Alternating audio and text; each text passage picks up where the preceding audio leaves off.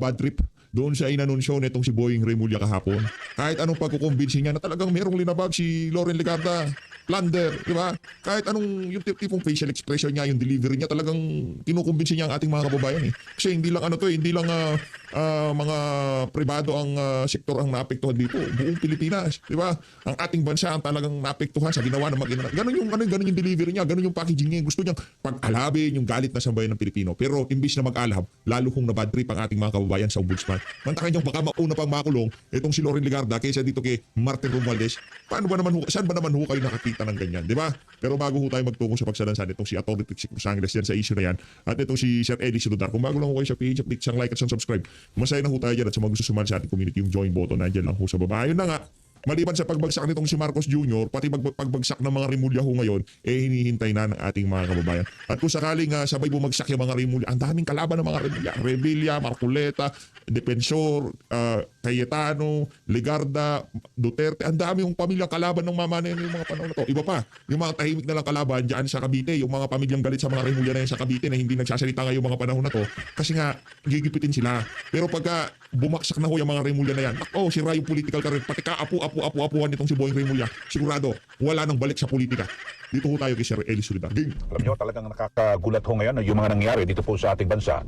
Lalo na ho dito sa, mukhang talagang uubusin ho yung mga senador diyan po sa Senado na kung saan ay hindi po kalyado ng administrasyon. At sa pagkakataong ito pong si Senator Loren Legarda at yung kanyang anak na si Batangas 1st District Congressman Leandro Lebiste ay plunder ho at graft ang kanilang kakaharaping kaso. Kaugnay po ito ng multi-billion peso solar energy projects.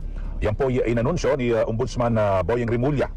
At kung saan ay itong kasong ito ay papasok na rin po ito sa preliminary investigation at para malaman kung yung mga ebidensya ay sapat para madala po sa korte. So dito ho mga kababayan ay uhulaan ko ito mga kababayan.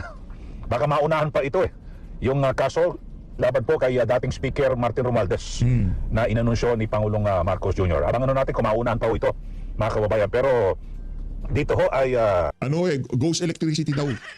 Yung di na-i-deliver ng mga kuryente ng kumpanya nitong si Leandro Lebiste. Ang balita ho natin, kung di tayo nagkakamali inipit ho yung mga dokumento o yung proseso na dapat na sana mag-ooperate sila kaso inipit. Kaya yun hindi natuloy yung kanyang proyekto na yan. Maraming istorya yan talagang iipitin. Kumita ba ang administrasyon? Kikita ba ang administrasyon dyan sa solar na? Kung hindi kikita, talagang iipitin niya sigurado. Ibibigay nila yan doon sa mga kung saan sila kikita. Sabi ho, ito pong si Senator Loren Legarda at Congressman Leandro Lebiste at dating Energy Secretary Alfonso Cusi, sinasabi, may mga ito sa detalye yung aligasyon ho rito ay di umano ay nagsabwatan para makakuha ng exclusive government rights at solar energy contracts. At yun ho parang lumikha raw po ng virtual monopoly and locking out sa iba pang mga investors. So yun po ang binabanggit ho rito. At ito raw po ang mga batason na sabi ho ni Ombudsman Boying Remulla. Tipong ang estratehiya nitong mga adik sa Malacanang, akala ko siguro na sa pagpapakulong dito sa kanilang mga hindi kasundo sa Senado, mamahalin na sila ng tao. Kabaliktaran ho nangyayari, di ba? Pati mga kababayan nating OFW, grabe ho yung pagtanggap dito sa balita na to, nauunahin pa si Loren Legarda at ang kanyang anak kaysa kay Martin Romualdez. Kulong si Martin Romualdez, yun lang naman ang gusto nating ulo baka ma-misinterpret kasi nga mga adik. Yun lang naman kasi ang gusto nating makulong si Martin Romualdez. Kasi isa siya sa talagang sentro nitong issue na to. Trillion ho pinag-uusapan dito. Yung kay Leandro Lebiste, walang ninakaw. Pagpalagay na natin bigyan natin ng benefit of the doubt itong si Bonjing Remulla. Diba? Ipoproduce pa lang ng kuryente, hindi ninakaw ng kuryente. Hindi ito systems loss. Ipoproduce pa lang, hindi na-produce. Pagpalagay na natin, hindi na-produce. Hindi na-produce. Bigyan na natin yun, pero hindi nagnakaw. Si Martin Romualdez di umano dinilibera ng nakuha nyo ba? Kaya ang daming nabatrip kay Bonjing Remulla malinaw na malinaw raw mga kababayan paglabag po sa Anti-Graft and Corrupt Practices Act, yung Code of Conduct and Ethical Standards for Public Officials at Employees at yung plunder law. Ito na naman mga kababayan. Kung plunder law, alam niyo namin kung kinausap ng mga abogado, plunder ba yun? Parang lumabag sa prangkisa ako naman. Kasi yung pagkakakuha po ng prangkisa, sabihin natin, nitong yung anak ko ni Senator Loren Legarda, inaprubahan po ito ng Congress At kapag ganyan, kasi may mga gano'n, baba, nakakuha ka ng prangkisa pero sabihin natin ay hindi ka nakatugon sa iyong mga, kasi may mga kondisyon ho dyan eh, di ba, sa prangkisa. Parang kumuha ka ng prangkisa, alam ba, sa radio, television, pag lumabag ka sa mga panuntunan, ay ang gagawin ho, babawiin ho yung prangkisa. O, ganyan po yung nangyayari. Pero ito sa pagkakataon ito, may plunder ho. Kung sa bagay, hindi naman na imposible na makasuhan ng plunder itong mag-ina dahil sa, di ba, yung kay Senator Dante Marcoleta nga ho, mga kababayan eh. Biro mo, yung pera na involved ay galing sa pribadong individual. O, tapos yung nag-donate ko, mga kababayan, ay nakasuhan din ng plunder. Siguro talagang pinakamahigpit na ho na talagang bubutasan mo, pwedeng bribery lang ho eh, di ba? Bribery, Pero oh. plunder, kasi bakit pa plunder? Kasi kulong ka agad at Kulong walang ka piyansa. agad, oh. Ganito rin gagawin ho rito sa mag-ina kay Senator Loren Legarda at kay Congressman Leandro Lebiste.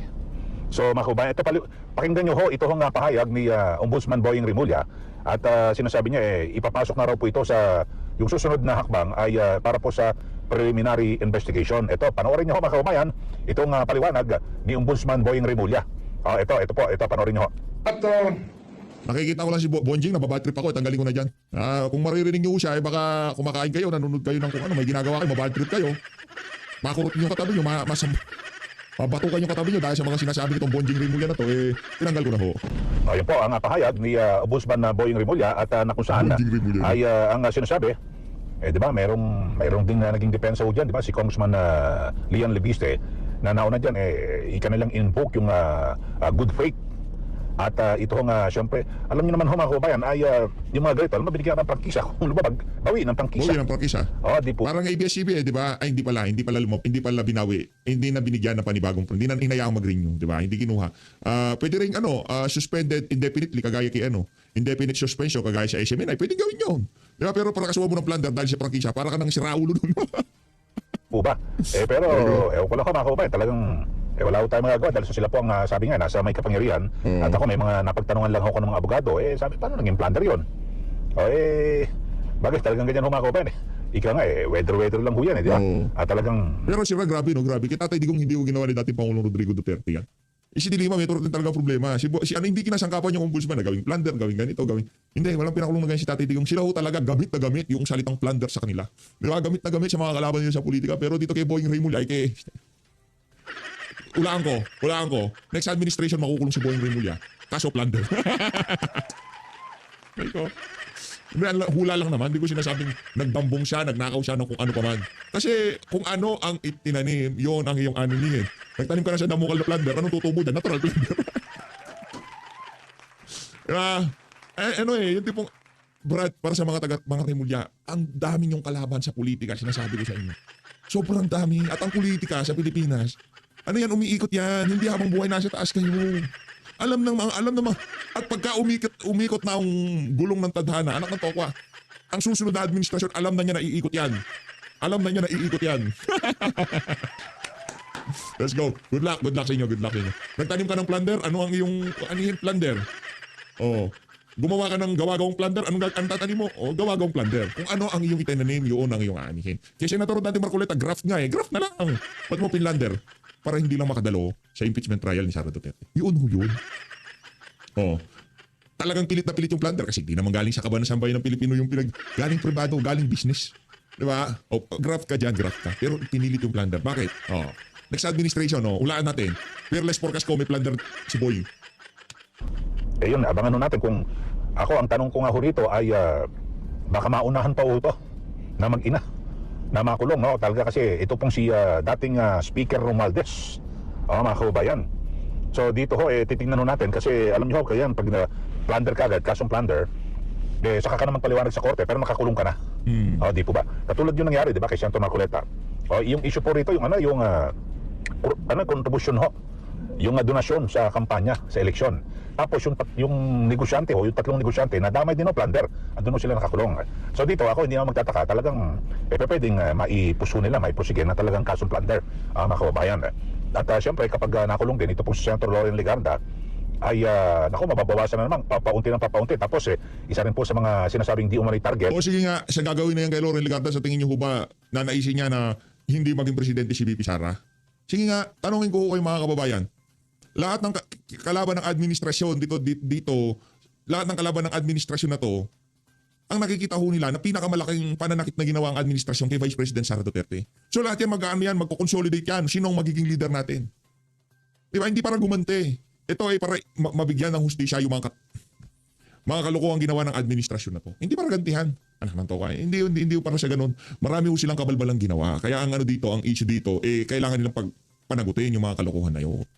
Ay itong si Senator Alan Peter Cayetano. So ang dami na ho, mga kababayan, yun. Plunder din daw ho ang ikakaso dahil sa di umano'y anomalya dyan po sa Taguig. So mababawasan ho. Tapos si Senator Pia Cayetano, inireklamo rin daw po meron daw hong ethics complaint. So lahat na, sino na lang matitira ho dyan sa Senado? Si Senator Robin Padilla, mayroong obstruction of justice na kinakarap din, pero available na ho yun. So siya na lang matitira.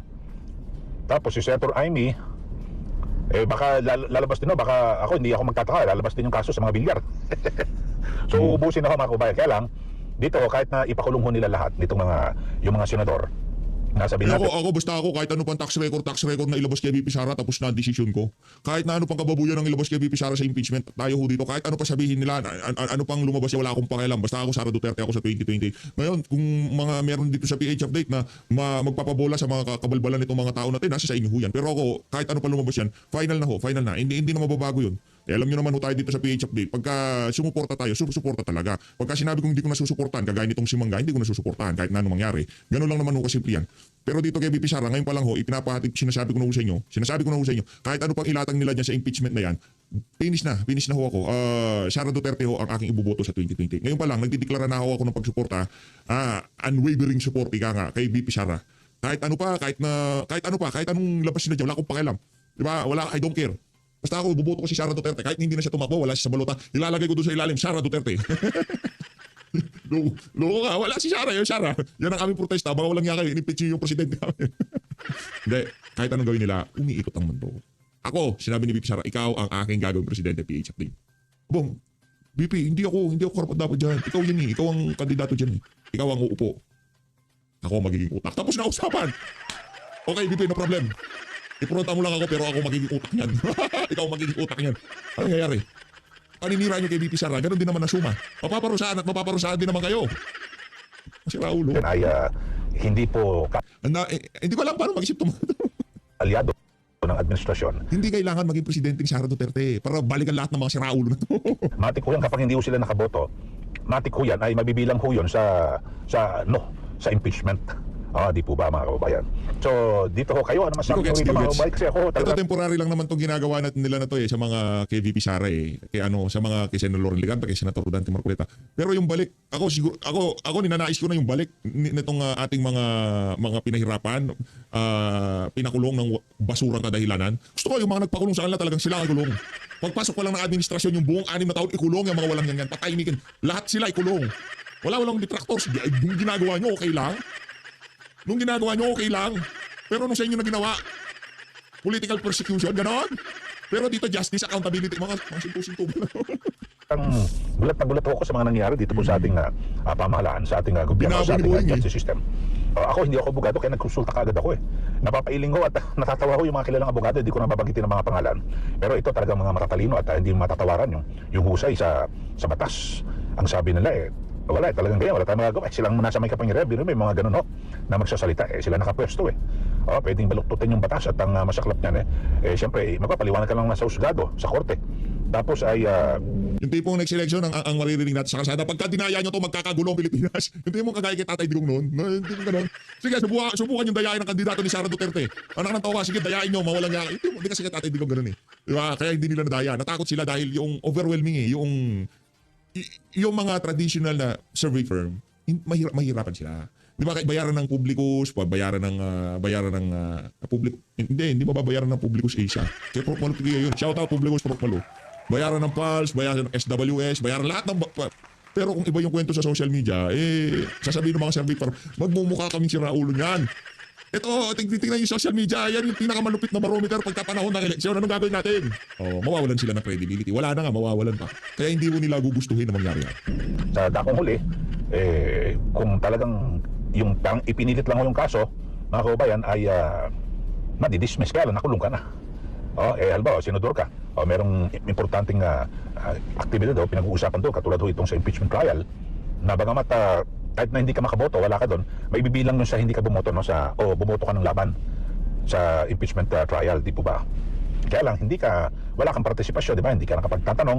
Kasi alam naman ho natin, diyan sa paglilitis na yan, may mga puntos ho yung mga pagtatanong na kung saan ay yung mga pagtatanong na parang may kasamang paninira. At yung mga pagtatanong na kung saan ay madidiin. Yung nasasakdal si VP Sara Duterte, di ba? May mga ganun tanong parang pangkondisyono sa isipan ng tao na, oo nga no. So may mga ganun pang brainwash, mga ganun.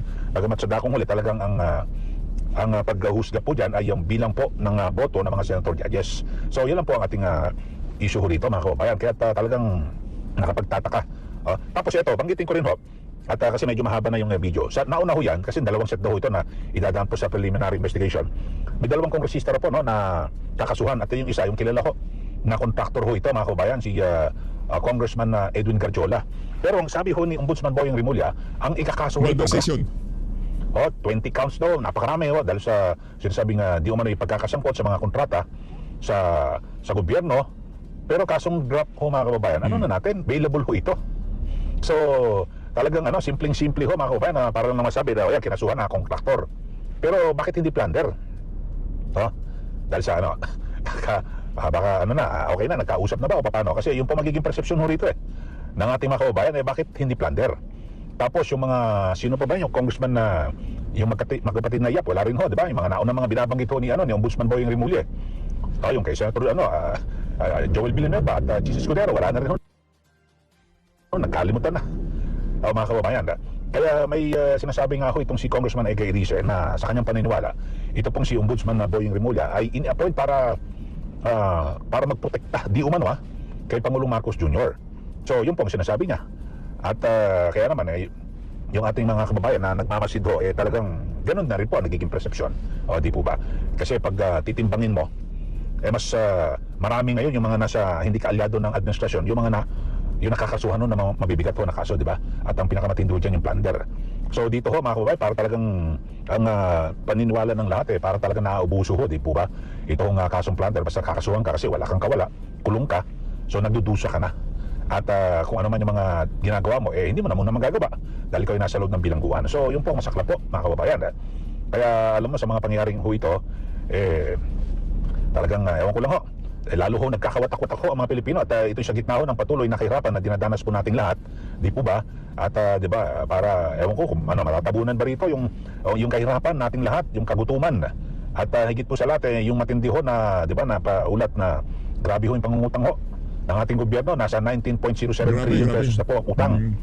At ngayon lang ho, yung mula January hanggang June 2026, ngayong taon lang ho ito, nasa 1.4 trillion pesos na po ang nautang. Ang budget ho natin ngayong taon, 2026, ay 6.7 trillion na higit yung budget. So nakautang na ho ng kalahating taon pa lang ng 1.4 trillion pesos. So may kalahating taon pa ho mula July hanggang December, mga 1 trillion ulit yan. So tapos next year yung panukala ho na budget ay nasa 7.2 trillion pesos. So ang laki ho. Samantalang dito nga sa 6.7 trillion ho, nagkautang-utang na ho tayo. Baka umabot ho ng 2 trillion ng utang. Tapos next year, tinaasan pa ho yung budget ho natin. Na dapat ho, kung magkano lang, dapat ang gawin ho, sana. Ito ho, tanong sa mga sa mga ahensya ng gobyerno, BIR, Bureau of Customs, so magkano bang kaya niyong kolektahin na buwis? Ito lang ho, Mr. President, hanggang 6 billion lang kami. Lahat-lahat, pati lahat ng mga ahensya, 6 billion. Sige, 6 billion lang ating budget. Dapat ganun ho. Para wag na ho muna tayo mangutang. Kaya lang, ito masaklap po mga kabayan. Bahala na yung mga susunod na administrasyon. Basta utang tayo ng utang ngayon. Yung po masaklap, di po ba? Dapat po sana magkaroon po ng batas na kung saan ay meron pong limitasyon, nililimitahan yung pag-uutang ng isang bawat administrasyon, di ba? Hanggang hanggang 6 trillion ka lang, Pag lumagpas, hindi na pa pwede. So, hanggang 6 trillion ka lang kada taon, at least, di ba? 6 years. Tama na. Ngayon, mahigit sa 7 trillion na hong inuutang mula nung maupo si Pangulong Marcos Jr., di po ba? Ngayon, 4 na taon pa lang ho. 7 trillion na mahigit. Bago matapos po yung kanyang termino, baka maging 10 trillion ho at aabutin ng mahigit 20 trillion ang utang ng Pilipinas. Okay, so saan pangalahat ng mga kababayan? Ayun na nga mga kababayan, punta na ko tayo kay... Salamat Sir Eddie Salida. Punta tayo kay Atomtrix. Pag-usapan natin ngayong araw na ito, ang mga cases that have suspiciously, again, been publicized tungkol against Lauren and Lian Reviste. So, at tingnan natin kung ano yung mga charges na ito at tungkol saan. And of course, tignan din natin ang hindi maiiwasang timing ng pagpa-file ng mga ito. So bago tayo magpatuloy, huwag pong kakalimutan, like, share, follow, and subscribe. And for those who are in the black app, mayroon tayong gift goals, and we would thank you very much for your support for Luminous. The same goes here for those who are watching on the blue, red, and green apps. Maraming salamat po sa tuloy-tuloy ninyong pagsusuporta sa amin. So muli, huwag pong kakalimutan, ang simpleng like at share ay makakatulong sa pagpapalaganap ng ating ng impormasyon na i-discuss natin ngayong araw na ito. Okay, so muli, umpisahan natin. Ano ang charges? So, surprise, sa kasagsagan ng impeachment trial ni Vice President Inday Sara, mayroon daw na file ng mga kaso laban kay Loren Legarda at kay Lian Leviste. Kung titignan natin sa mga news reports, kailan ba inumpisahan ni Ombudsman Remulla yung pag-imbestiga sa mga kaso na ito? Ang umpisa nito ay 2025 lamang, kung di po ako nagkakamali, towards October ng 2025 lang po. At nakapag-terminate just very recently, ibig sabihin, nag-fact-finding sila o fact-gathering sila tungo sa kanilang investigasyon at very recently, eto na nga, ay nagfa-file na po sila ng mga kaso laban kay both Senator Loren at kay Congressman Lian Leviste. So ano po ang mga sinasabi nilang mga charges? So ayon doon sa ombudsman, ang aligasyon nila ay si Senator Loren, si Congressman Leviste at si former Energy Secretary Alfonso Cusi ay di umanong nag-conspire para makakuha ng eksklusibong karapatan sa solar power at nag-create daw sila ng virtual monopoly. So na-lockout, dahil dito na-lockout ang mga competing energy investors. So ano naman ang sinasabi ni Loren at ni Congressman Leviste, ni Senator Loren at ni Congressman Leviste dito? Ayon kay Senator Loren, false and baseless daw ang akusasyon and an undeserved smear on her public service record maintained since 1998. Si Congressman Leviste naman, nagsabi siya publicly ay yung mga reklamo dito ay super duper weak, mga nuisance suits lang po ito and politically arranged para matahimik yung kanyang krusada laban sa DPWH flood control corruption. Pangalawa, ang aligasyon ay exclusive daw ang solar contracts na inaward pero hindi naman daw dinevelop. Ang tawag ni Ombudsman, ghost electricity at unpaid obligations. So hindi daw, na-deprive daw ang bansa ng power capacity, tumaas daw ang consumer costs at nag-iwan ng 10.44 billion daw in unpaid financial obligations. On the part of Senator Loren, ang sinasabi niya is walang involved na public funds dito, walang nagasta at walang nawala sa kahit ano sa mga private solar energy projects. Sabi naman ni Congressman Leviste, hindi kanya yung tinatawag nilang ghost projects dahil walang government money na nakuha o na misuse. And finally, yung allegation, meron pa pala. May allegation din ayon sa ombudsman na kinommercialize daw ni Congressman Leviste yung 25-year franchise niya. Naging rant under Republic Act 11357. At ang korporasyon niya ay ang Solar para sa Bayan Corporation. Binenta daw nila ito, ang controlling stakes sa Meralco or MGen, para sa at nag-profit siya ng bilyon-bilyon daw nang walang congressional approval. Okay, so ang tawag dito ay flipping. Alam niyo yung flipping, yung pagbibili ka ng bahay, ayusin mo ng contents, bibenta mo kagad. So ito, ang alegasyon kay Congressman Leviste ay finlip lang niya. Nakuha niya yung batas, pero binenta din niya kagad. Ayon kay Congressman Leviste, wala akong binenta na prangkisa na kumita ko. Pangalawa, sabi niya, may corporate distinction yan. Sabi niya, ang Meralco bumili ng shares sa SP New Energy Corporation, which is a completely different and separate corporate entity from Solar para sa Bayan Corporation. Bukod pa dyan, ang sabi ni Congressman Leviste, inactive na po ang prangkisa ng SPBC o Solar para sa Bayan. At ipso facto, na-revoke na ito dahil nga 2 years inactive. Tama yung sinasite niya, kapag inactive ang prangkisa na binigay sa'yo for 2 years, automatic yung revocation yan unless makikiusap ka doon sa Kongreso na ituloy pa rin ang prangkisa. So walang ganun na nangyari.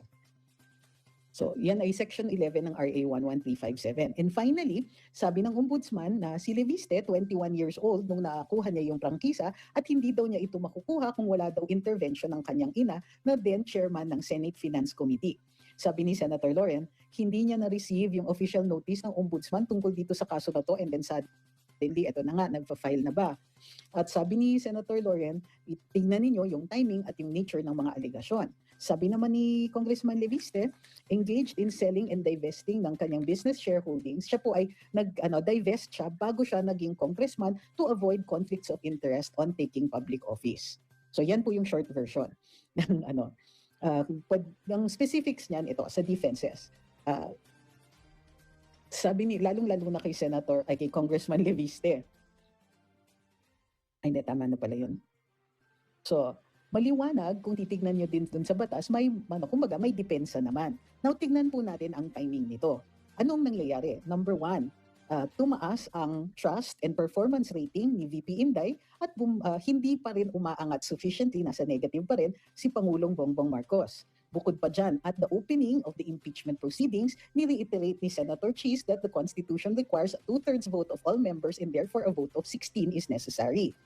So, at the moment, kung bibilangin natin yung mga kontra Duterte sa Senado, mayroon sila na mga 10 na siguradong mga boto. Pero 13, pasensya na po, 13 na siguradong mga boto or more or less siguradong mga boto. Ano pa ang konteksto nito? Of course, may ilang mga senador na sideline nila at mahalaga. In fact, kung papansinin niyo si Senator Lauren, wala naman siya masyadong kibo during the impeachment. Gayunpaman, maliwanag na hindi siya magbabago ng kanyang panig sa kanyang boto dito sa impeachment proceedings. So, ang pinakahinala ng publiko ay related ito sa impeachment para ma-pressure si Senator Lauren na lumipat sa panig ng mayorya. At ang tanong is, if this is true, is this going to work?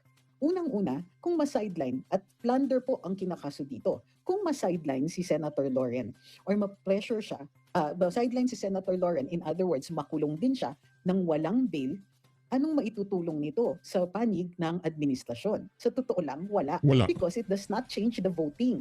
So kung kulang pa rin ng 16 votes, ang pag-sideline kay Senator Lauren o pagkulong sa kanya is not going to help. However, ang nakikita natin dito is dahil plunder ang kinakaso, malaki ang possibility na ito yung pressure point. Nobody wants to go to jail on a charge that is non-bailable habang ongoing yung proceedings. So, this remains one of the most publicly appreciated defenses of Senator Lauren and Congressman Leviste. Pero doon sa kay Congressman Leviste, meron din siyang points of law that are significant dito sa kanyang defense, such as yung inactivity ng Solar para sa Bayan, yung non-identifiable, kumbaga yung binenta ay hindi yung Solar para sa Bayan but a totally different corporation.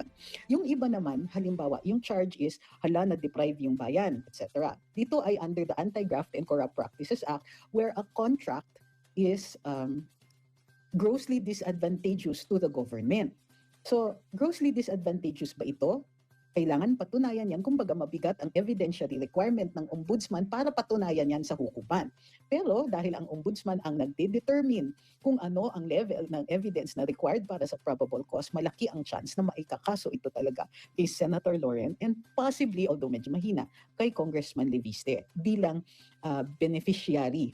But the other defense will be, is this a contract? Nasaan ang mga conflicts of interest and so on. Because if there is a conflict of interest, titignan din kung ano ang vote dito, kung sino yung mga nagboto. In other words, the investigation should not stop at just the senator who proposed the law, but also to those who voted for it. So, ayun na nga mga kababayan, dito nung natatapusin ang ating reaction video. Maraming salamat sa pag-support sa page of Click. Mag-ingat po kayo lahat.